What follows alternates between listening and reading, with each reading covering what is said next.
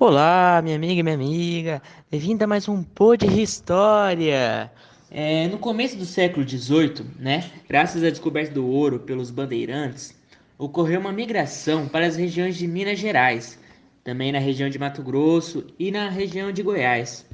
E com essa migração vieram os colonos, homens brancos europeus e os africanos escravizados.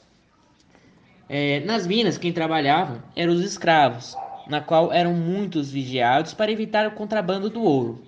Tinham péssimas condições de trabalho, sendo assim, muitos não suportavam mais do que 5 anos nessa atividade, ocorrendo mortes prematuras por causa de acidentes.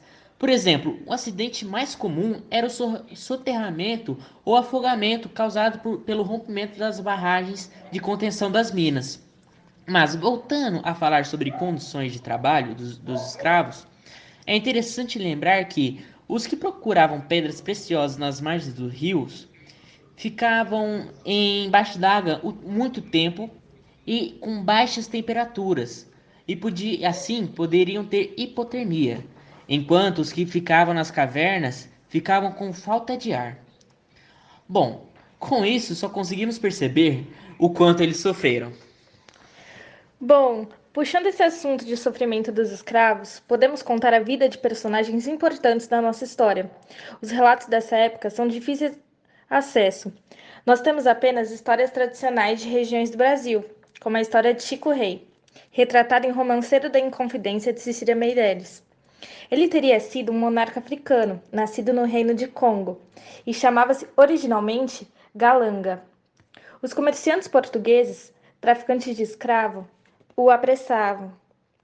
Chegou ao Brasil em 1740, no navio negreiro chamado Madalena.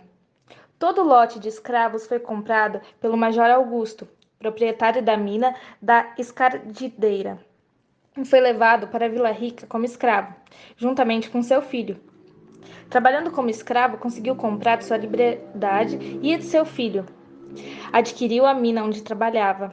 Aos poucos foi comprando a alforria de seus compatriotas. Os escravos libertos consideravam-no rei. Ele foi um homem à frente de seu tempo. Sua história foi transmitida oralmente em Minas Gerais. Embora tenham vivido em um momento de desigualdade racial, que era um fato muito comum, mesmo na condição social de escravo, ele não aceitava passivamente. Lutou pela liberdade de seu povo, não por meio da força, mas da inteligência. Apesar da opressão cultural europeia na época, Chico Rei contribuiu para que os negros não abandonassem suas raízes e para que a cultura africana pudesse se perpetuar em território brasileiro. Chico Rei foi apenas um de tantos escravos desconhecidos a fim de mudar o rumo de sua história e não apenas aceitá-la. Durante o século XVI, com o desenvolvimento dos engenhos de açúcar no Brasil, os portugueses se depararam com a necessidade de adquirir mão de obra para trabalhar nesses engenhos. A partir de então, para suprir a necessidade de mão de obra, a solução encontrada foi a implementação do trabalho escravo. Os primeiros a serem escravizados foram os indígenas. Entretanto, os jesuítas tinham como principal objetivo a catequização e a proteção dos povos indígenas. Além disso, foram criadas leis que coibiram a escravidão indígena. Rapidamente, os portugueses tiveram que pensar em outra solução para compensar a falta de mão de obra. A saída foi introduzir o trabalho escravo negro-africano no Brasil por meio do tráfico negreiro. Antes de implementá-lo no Brasil, os portugueses já haviam utilizado esse trabalho escravo nas Ilhas da Madeira, Açores e Cabo Verde. Os escravos africanos foram trazidos ao Brasil nos tumbeiros, navios negreiros. Quando chegavam ao território brasileiro, eram levados para os mercados de escravos, onde eram negociados com os senhores proprietários de engenho. No Brasil, os principais mercados de escravos se encontraram nas regiões litorâneas, principalmente na região Nordeste e Sudeste, onde estavam os principais engenhos de açúcar. Diferente do litoral, Minas Gerais tinha uma relação um pouquinho mais de liberdade com os escravos. Por quê? Lá em Minas Gerais, em particular na lavagem do cascalho, precisava de muita iniciativa dos escravos e responsabilidade na localização do ouro e dos diamantes. Então, para incentivar os escravos a procurarem pelos minerais e joias, os senhores dos escravos concediam prêmios para eles por produção e ainda permitiam que os cativos depois de cumprirem uma certa cota de ouro que eles conseguiam, eles podiam minerar e continuar para eles usarem o ouro nesse período específico para proveito próprio. Assim eles conseguiam economizar para suas alforrias e tinham senhores de engenho que ainda concediam liberdade total para o escravo que achasse diamantes a partir de um certo quilate. Além da alforria, tinha outros meios de os escravos escaparem. Os escravos de ganho, que depois de trabalharem nas minas, faziam um trabalho separado, provavelmente na cidade, muito comum, e cediam parte dos seus ganhos aos senhores, e a outra parte eles guardavam e conseguiam assim uma renda própria, onde eles, na maioria dos casos, economizavam para conseguir a sua alforria.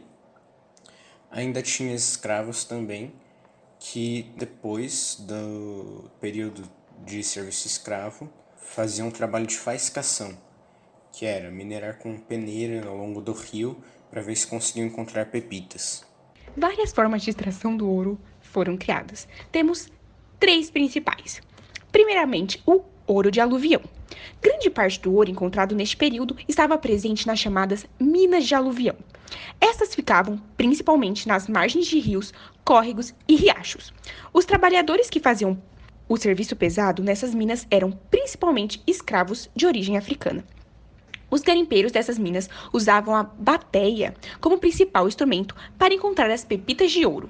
Esta espécie de peneira, de tamanho grande, servia para separar as pedras de ouro, pequenas e em pouca quantidade, do cascalho presente nos rios. Esta técnica era barata, porém pouco eficiente. Para compensar e obter lucro, o dono da mina utilizava grande quantidade de mão de obra, que devia trabalhar por longos períodos.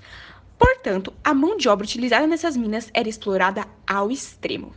Temos a segunda técnica, chamada de grupiara. Nesta técnica, os garimpeiros pegavam cascalho e terra das encostas da montanha, com a presença de ouro, e levavam até um local com água. Neste lugar, usavam a bateia para encontrar as pepitas de ouro. Esta técnica também era muito utilizada à roda d'água, para levar a água até partes altas de montanhas com presença de ouro. Temos também as minas subterrâneas, porém estas tinham um elevado custo envolvido e o alto risco de desabamento. Essa técnica, portanto, foi pouco utilizada no século XVIII. Necessitava de mão de obra técnica especializada, com conhecimentos de engenharia, para abrir buracos nas montanhas, além de equipamentos caros para a extração de ouro. A coroa portuguesa, para lucrar em cima do ouro extraído dentro de sua colônia, tinha colocado impostos. O principal deles era chamado de quinto. 20% de todo o ouro encontrado dentro da colônia era destinado à coroa portuguesa. Foi isso. Muito obrigada. Espero que vocês tenham gostado do Pod História.